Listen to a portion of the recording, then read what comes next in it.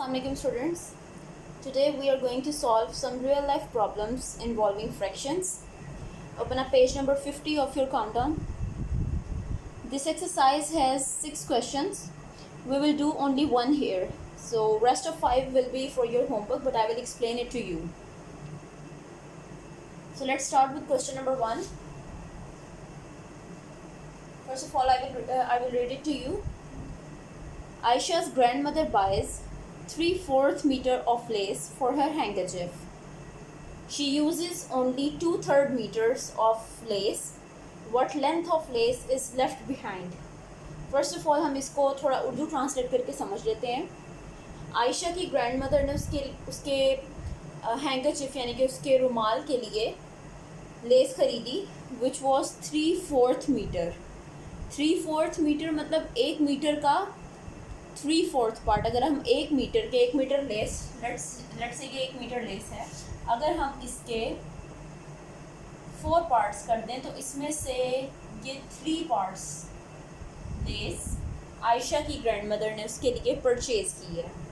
Alright, इसमें से purchase तो उन्होंने 3/4 किया पार्ट, लेकिन इस 3/4 पार्ट में से 2/3 सिर्फ जो है उन्होंने यूज़ की है. यानी कि इस 3/4 पार्ट का ओनली 2/3, यानी कि अगर इसके हम फर्दर सिर्फ 3 पार्ट्स कर दें 1, 2 और 3, तो इसमें से सिर्फ 2/3 उन्होंने यूज़ की है, ये वाली यूज़ की है.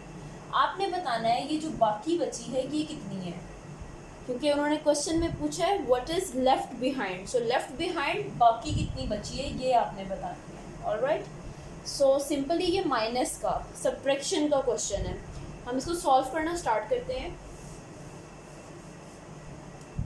फर्स्ट ऑफ ऑल, क्योंकि ये वर्ड प्रॉब्लम्स हैं तो हम इसका आंसर भी स्टेटमेंट के थ्रू देंगे. सो हम पहले चीज़ यहाँ पे लिखते कौन सी है जो कि हमें गिवन होती है क्वेश्चन में. हमें गिवन क्या है, सबसे पहले टोटल लेस कितनी परचेज की है. सो हम लिखेंगे टोटल लेस परचेज कितनी है 3/4 मीटर, M4 मीटर. ऑलराइट, इसमें से यूज़ कितनी की है ये भी हमें गिवन है. इसके लिए हम लिख देंगे यूज्ड लेस, वो कितनी है 2/3 मीटर. और आपने फाइंड क्या करना है, फाइंड आपने करना है कि बाकी कितनी रह गई है, व्हाट इज़ लेफ्ट बिहाइंड. सो हम लिख देंगे रिमेनिंग लेस.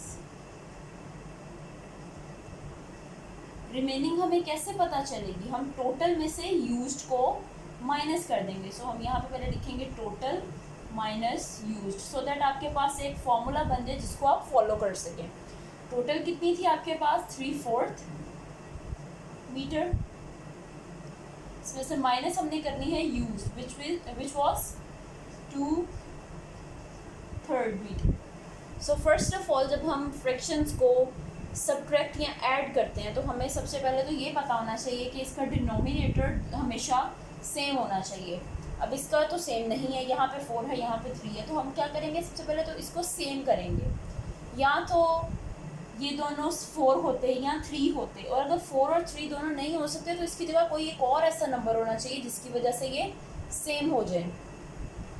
4 को अगर मैं 2 से मल्टीप्लाई करूँगी ये 8 बन जाएगा, ये 8 और 3 हो जाएंगे. अगर मैं 3 को 2 से मल्टीप्लाई कर देती हूँ तो ये 6 हो जाएगा, ये 4 हो जाएगा. सो इन एनी वे इस तरह से ये इक्वल नहीं हो रहे. अब हमें कोई ऐसा नंबर चाहिए जिसके इक्वल हम इन दोनों नंबर्स को ला सकें. उसके लिए हम क्या करते हैं, इनका पहले एलसीएम फाइंड करते हैं, यानी कि 4 और 3 का एलसीएम. अब एलसीएम कैसे फाइंड करते हैं, एलसीएम आप रफ वर्क में फाइंड करेंगे 4 का और 3 का. ऑलराइट, एलसीएम फाइंड करने के लिए हम यहाँ पे सबसे पहले लोएस्ट नंबर लेते हैं यहाँ पे, जिससे 4 या 3 इन दोनों में से कोई भी एक या ये दोनों नंबर डिवाइड हो जाए. सो 4 है हमारे पास, 4 का हमें पता है कि 2 के टेबल में जाता है. हम यहाँ पे 2 लेंगे सबसे पहले, 2 2s are 4, 3 ऐसे ही आ जाएगा. देन 2 है फिर हमारे पास, तो वंस अगेन हम 2 यहाँ पे लेंगे, 2 1 से 2, 3 अभी ऐसे ही आ गया. अब हमारे पास 1 है और 3 है. 1 की तो ज़रूरत नहीं है, अब हमें 3 है यहाँ पे, तो हम यहाँ पे 3 ले लेंगे, ये 1 ऐसे ही आ जाएगा और ये भी 1 हो जाएगा. अब हम क्या करेंगे, 2, 2 और 3, ये जो इसके प्राइम फैक्टर्स बने हैं इनको हम मल्टीप्लाई करेंगे, which is 2 multiply by 2 multiply by 3। 2 time 2 is 4, 4 time 3 is 12। ये 12 आंसर नहीं है, ये 12 वो नंबर है जिसके इक्वल हम 4 और 3 को ला सकते हैं। इसका मतलब है कि हमें 4 को भी 12 बनाना है और 3 को भी 12 बनाना है। How, we will see. अब 4 को हम किस नंबर से मल्टीप्लाई करेंगे कि वो 12 बनेगा? इजी है, 4 3 तो 12 होता है, तो हम इसको 3 से मल्टीप्लाई करेंगे, विच मीन्स कि ये पूरी फ्रैक्शन जिसके नीचे 4 लिखा हुआ है ये 3 से मल्टीप्लाई होगी। इसको हम कुछ ऐसे लिखेंगे 3/3। इसको मल्टीप्लाई हमने किससे करना है, 3/4 से। ऑलराइट, माइनस इसको अगर हम ब्रैकेट में लिख दें तो हमारे लिए ज़रा ज़्यादा इजी हो जाएगा। ब्रैकेट अगर आपने नहीं भी लगानी that is totally up to you, लेकिन ब्रैकेट लगा लेने से क्वेश्चन ईजियर हो जाता है, आपको समझ आ जाती है कि आपका प्रोसेस क्या चल रहा है यहाँ पे। अब 2/3 है, 3 को अब हमने 12 बनाना है। वंस अगेन हम 3 को किस नंबर से मल्टीप्लाई करेंगे कि 12 बनेगा? ईजी, 4 से। 3 4 से 12 होता है। सो इसका मतलब है इस 3 वाली फ्रैक्शन को हमने 4 से मल्टीप्लाई करना है। हम लिखेंगे पहले 2/3 और इसको मल्टीप्लाई किससे कर देंगे, 4/4 से। वंस अगेन हम यहाँ पे ब्रैकेट्स लगा देते हैं। 3 time 3 is 9 and 3 time 4 is 12 minus 2 time 4 is 8/3 time 4 is 12। अब ये देखें, अब आपके पास दोनों डिनोमिनेटर सेम हो गए हैं। अब इसको माइनस करना इजी है हमारे लिए। सिंपली 12 हमारा कॉमन और 9 माइनस 8 आ जाएगा।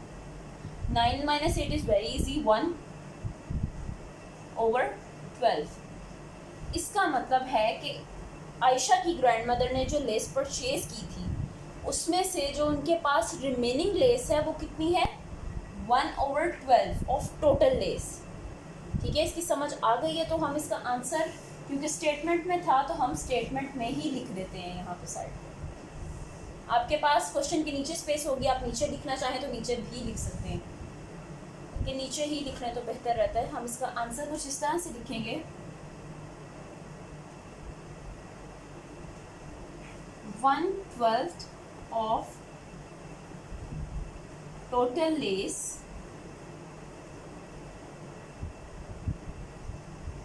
Left behind. ऑलराइट, ये इसका आंसर हो जाएगा। कितनी लेस बची, 1/12। So this was question number 1। अब क्वेश्चन नंबर 2 to 6 को मैं जस्ट एक्सप्लेन करूँगी, उसको सॉल्व आपने खुद अपने होमवर्क में करना है।